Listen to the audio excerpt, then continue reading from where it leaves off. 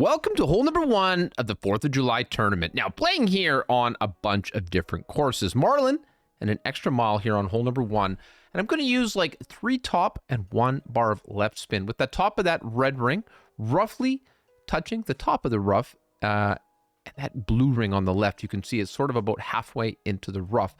This one here, you could certainly hit it further, but I am trying to get this one into long iron distance so that we can get a very nice rough bump. Guys, there's going to be several different clubs, balls, approaches, different ideas in the video.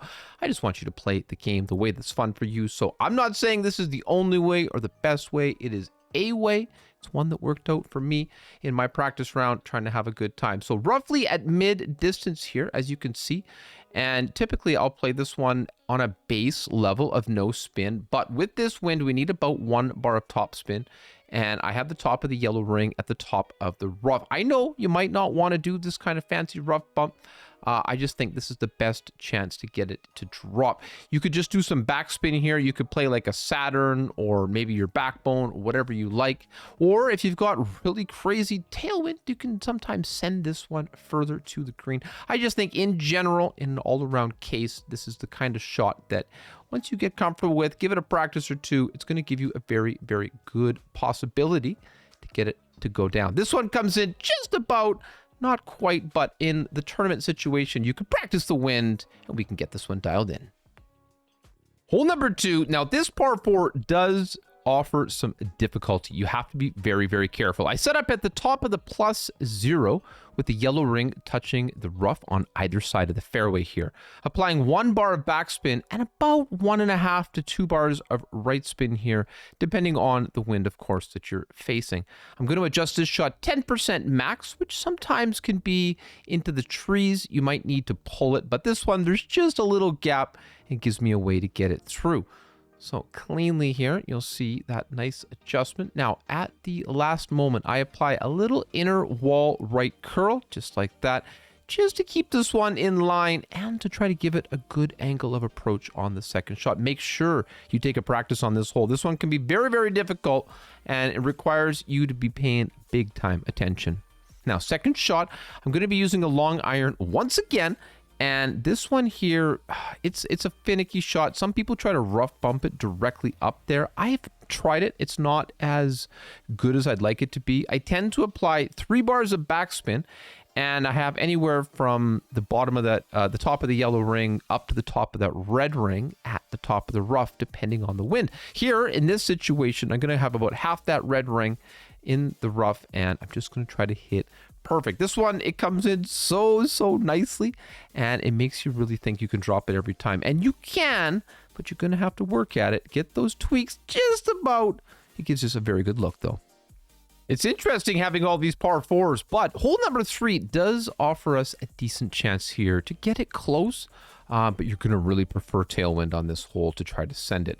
I've got the top of that red ring kind of cutting the rough here on the right-hand side. I'm going to go about 2.5 top, 2 left, depending on how you're looking. This one comes fairly close to the end of the fairway, so maybe keep it closer to 1 top spin.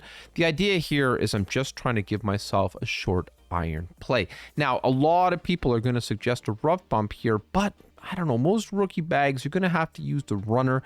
And unless you've got it in a 10, it's got a terrible ball guide. So I prefer to try to play a max backspin thorn here, just because I like landing on the green. And I think it can give you a very good consistency once you get it dialed in. So closer to the max distance here, playing it max back, 1 bar of right spin. And of course, it's more difficult to set it up with the lower level clubs when you don't have, you know, the max level ball guides and such. But this one here, I think just give it a few practices, just like all the rest of them, and you can put yourself in a very, very good position to try to get the drop.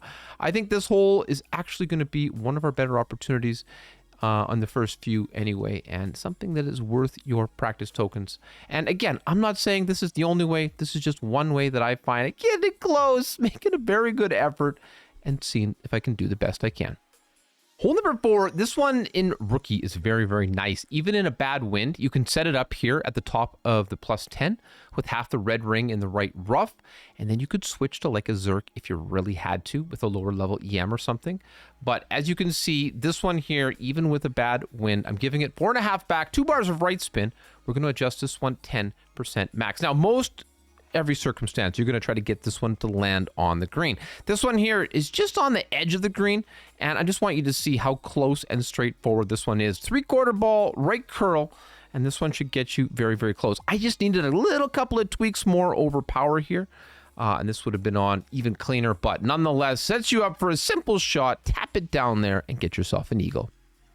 All right, so hole number 5, you should use whatever ball and club combination allows you to land directly on this further fairway. Here with the Titan and an extra mile 6, I use about 3 top spin, 2 bars of right spin. That's pushing it on the top spin. That might actually be closer to 1 in other wind situations. So keep that in mind. You always got to check in with your tournament conditions. Don't just take any video made before the live play begins as some sort of gospel. Now, this one, I'm not using any overpower, anything like that. You can try to send this one all the way down there, but you do run the risk of getting into the rough or the bunker there, the bunker up before the green, and I'm not a big fan of that at all. Anytime you can put a thorn in your hands, which of course is looking like this one. Gonna use a little bit of backspin, anywhere from 2 to 3 bars. I use just a little bit too much in this example, and I'm adjusting this shot at 10% mid. You could also try to go the backspin route here if you like. I think that the fairway in front of the green here does have a couple of spots that might not be just perfect, so you keep that in mind, but I do think this is going to be a decently consistent play for you. Just take off a little tiny bit of that backspin, or just set it up a little closer to the hole. I do have a bit difficult time estimating those clubs when I don't have the ball guide, as you would as well. But this you can see right on line at the pin, just a square short, no big deal. Hole number 6, a couple of different ways to play here. The most consistent, generally to bounce over these bunkers here at the beginning of the hole. I'm going to use 3 top, 3 right. And like I said, we're going to use the katana ball. I've played this with the Kingmaker as well, but I think the second shot is so difficult. It's a good time to save a ball here.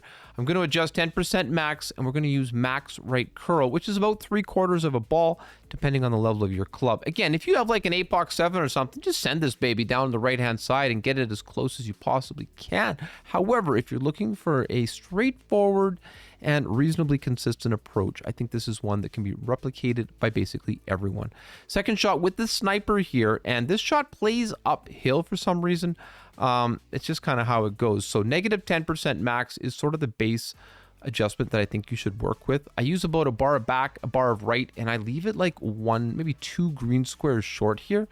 And it's just that this green can run a little bit fast, so you just have to do what you have to do. So like I said, negative 10 max. You'll see this one comes in very, very closely, and I think this is sort of the base elevation that you should base your shot off of, and then you can kind of adjust it from there. So make your adjustment clean, precise movements, always trying to minimize any additional variable, that can give you an adverse outcome. And a little couple of bounces. Looks like it's coming in quickly, but the speed is good. Close to the hole. Come on now. We're going to get some drops with this.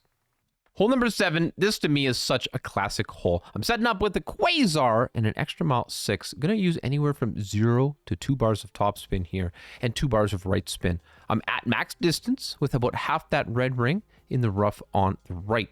Going to make a 10% max adjustment here. Eventually, there we go.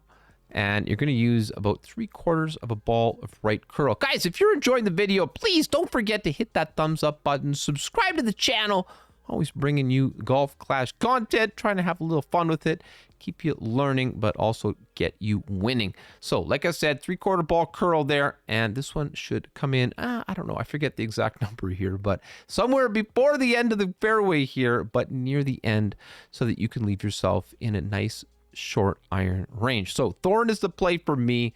Gonna go anywhere from 1 to 2 bars of backspin here. 2 is the traditional standard amount that I find comfortable when I don't have a ball guide. And you see how close this one is. This is how close my previous thorn should have been. 10% mid on the play here. Depending on the wind, sometimes you'll find yourself bouncing on the fringe here. That can work decently well also, so don't be too worried about it. This is a great angle though on this shot. You really just need to hit perfect here and hope that you got it lined up. If I do get this drop, make sure you don't forget to hit that thumbs up. Come on, baby, get in the hole. Let's go. Hole number 8, you can see I had a Zerk in here ready to go, but it's pretty clear. You just send it down there if you've got a ton of tailwind and get this one to go. Otherwise, bring a Titan, extra mile, and you're going to go 4.5 top, 2 bars of right spin here, and I'm going to move it over to play here on the right-hand side. I'm at max distance, and I've got that, I thought I was going to say blue ring, but that red ring half in the rough at the top, making sure to use the correct power ball settings in your app, in this case, power 3. And we're going to adjust this one 10% max. Now, this one, even though it's not as fancy as sending it down beside the green, I still think this gives you a very good chance. Anytime you got a thorn, short iron or better, basically, you know, I think you're really in scoring range. So this one comes in nicely, gives you a good look at it. And oh, just remember, if you play the Send It and you're in Endbringer range, try 15% instead of 20. Now, this shot here, I'm actually going to go once again with a max backspin approach, max back 1 right, just to kind of pull it into the wind here. And I'm going to adjust this shot 10% mid. It's so difficult. I don't know what level the thorn develops its best ball guide so that you can get it to run down to the hole, but there's always a little bit of guessing when you have like a level 5 club or anything lower, you know what I mean? So I have such respect for everybody out there grinding it out, building up those small accounts, and, you know, just doing whatever it takes to compete. So try to hit perfect. Try to hit perfect. Okay, look how close this one comes. Then I hit great left. It's just left of the hole. You know this is a good chance. I'll see you on number 9. Hole number 9, I'm going to show you 2 ways to play this hole. It could be a make or break this shot on the approach here. So Quasar for the headwind approach. Even though I don't have headwind here, this is exactly how I'll play it, okay? I'm at the blue ring, just near the tree, touching on the right-hand side, 2 to 3 top, 2 right spin. You'll notice I'm going to go max overpower and about 1 ball of right curl. This one does clip the rough, and in headwind, it will do just that as well, which is fine. And just as long as you pop it out here nicely into this fairway and get yourself into long iron range. This is more of the straightforward, sort of conservative approach, if you will. So second shot, you could play that sniper, absolutely. And it could be right at min sniper as well. But if you've got the distance here, you're just going to bring the backbone or your Goliath, whatever you've got, and get this one down to the hole. Anywhere from like 0 to 2 bars of top spin. You could be playing in a backspin here. Again, it all depends what you choose. I like the Send It shot here, but it's really kind of dangerous. I'm still going to show you how to set it up because it can take a bit to get it to work. So 1-to-1, anytime you're playing with the backbone level 9 or 10, seems to work out very well for me. In this situation, it definitely needed a little different adjustment, but that's where I'm always going to start. Get you close there. It needs a little bit more and a bit more backspin. But this one can get you safely on the green. All right, so the best chance for eagle on hole number 9 comes in a tailwind scenario. Bring the Zerk and set it up at max distance with this yellow ring touching the rough on the right. Just up here, right here. That's the setup. Got that yellow ring touching the rough on the bottom there. Now, I'm going to adjust this one, 10% max. We're also going to use max top and 2 bars of right spin here. You'll notice it's a good wind in practice. I hope you get that same kind of wind when you're playing live. Max overpower, half a ball of right curl. And you'll see how precarious this is. Woo, baby, there's definitely trees in play. Don't forget it. This one comes in interesting. Clips the rough. Could have used a little bit more curl there, but you'll just have to tweak that in live play. Second shot, though, when you're this close to the green, you're just going to bring your Endbringer. I got the level 4 this time, but it works out just fine. I think I played this one at like 60 or something %. Guys, thank you for watching the video. If you made it this far, I appreciate you so very much. Thanks for supporting. Thanks for playing Golf Clash, and I look forward to catching you guys out in the live streams. Let me know how you're doing. Let me know how you're feeling about the game. So far, so good. I'm having a good time, but there's always these changes that they're making, and I think we're going to have a new course coming up very soon this season. Looks like Pebble Beach, so that would be an added touch of life breathed into this game that I love so much. Guys, I love you all. Thank you for watching. Good luck in your rounds in the 4th of July tournament. Get in the hole. Let's go.